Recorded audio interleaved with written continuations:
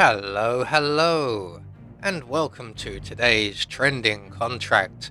No rules, free, set in Sapienza, and supplied to us today by Hitman Companion. So moving on to our briefing, short and sweet, by Street Surgeon. And moving on to our targets, and today we have 5 of them, along with a free map.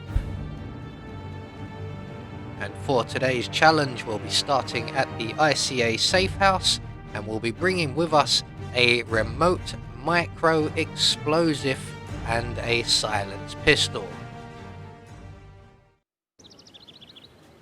So right from the start and off the bat, later on you will notice that I have not brought a remote micro explosive with me. I've actually brought a breaching charge, and the reason I said to bring a remote micro explosive is that the breaching charge is not very effective and the micro explosive is much better.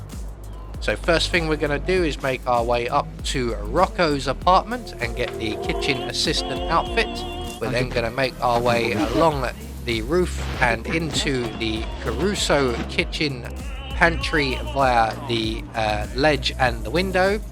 We're going to make our way into the kitchen and turn off and then on again the radio, and that will get the attention of Chef Marcelo here, and when he comes to investigate we can plant 2 in his back. Just make sure that the other 2 kitchen assistants are on the far side of the kitchen when you do this. If one of them is at the cooker in the center of the room, he can see you do that.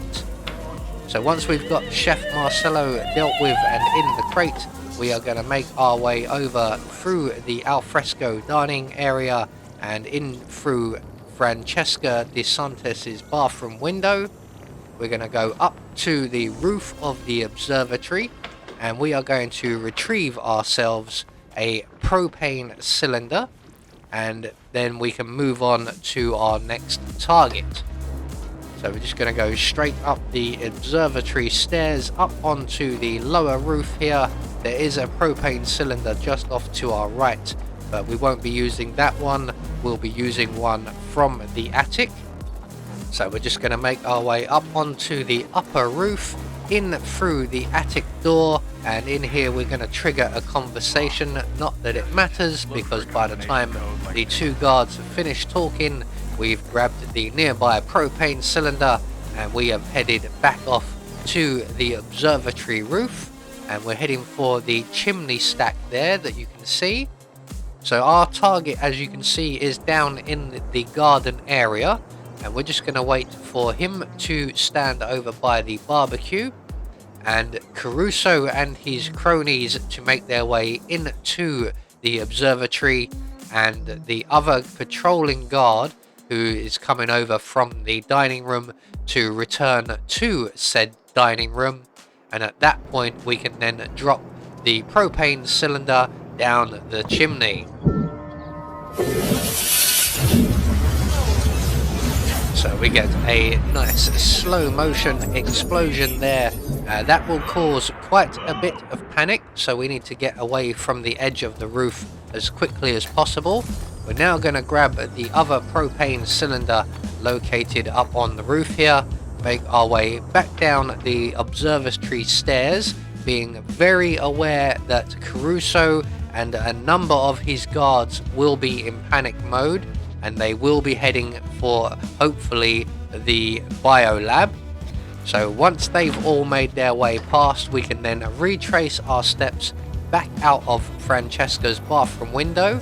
We're going to go back past the alfresco dining area and through the kitchens and down into the restroom below, and down here we will find ourselves a key card which will open the door to the harbour exit, saving us the trouble of going all the way around. Our next target is also located out on the promenade. There he is. So we're just going to wait for him to have his back to us before we open the door. We're going to throw our propane cylinder over by the banisters over yonder, and then quickly hide ourselves around the corner here, and that will distract our target briefly. But when he loses interest and goes back to his usual routine, he will stand at the banisters and he will light himself a cigarette and will find himself unexpectedly flying through the air. So 3 targets down, 2 more to go. We're now going to make our way up to the bathroom at the morgue, and this is where things start going slightly wrong for me. They do go according to plan, just not 100%. So once we get up to the bathrooms at the morgue, we will see our target asleep in the chair here. We're going to grab all 3 of the coins from his collection plate and then make our way into the nearby cubicle. We're going to throw one of the coins on the floor, getting our target's attention, and then we accidentally try and close the bathroom door, get in the crate, which then distracts our target even further. So we have to vacate the bathroom. If you manage to get behind the door without getting in the crate, the target will just walk straight in, and when he does, we can then plant 2 in his back. I just had to vacate the bathroom or he wouldn't have come in. So 4 targets down, 1 more to go, and this is the one where I got things slightly wrong. So we're going to retrieve our coin, and then we're going to make our way around and through the old town section and around to our right, and we've just missed our target, who, if we look over to our left, is currently just tying his shoes there. We're going to take this opportunity to shoot the petrol tank on the moped just to our right. That hasn't caused any attention. So at this point, we're going to select our remote explosive and we're going to throw it just behind the moped there. As you saw, I used a breaching charge, which is ineffective unless it lands absolutely perfectly.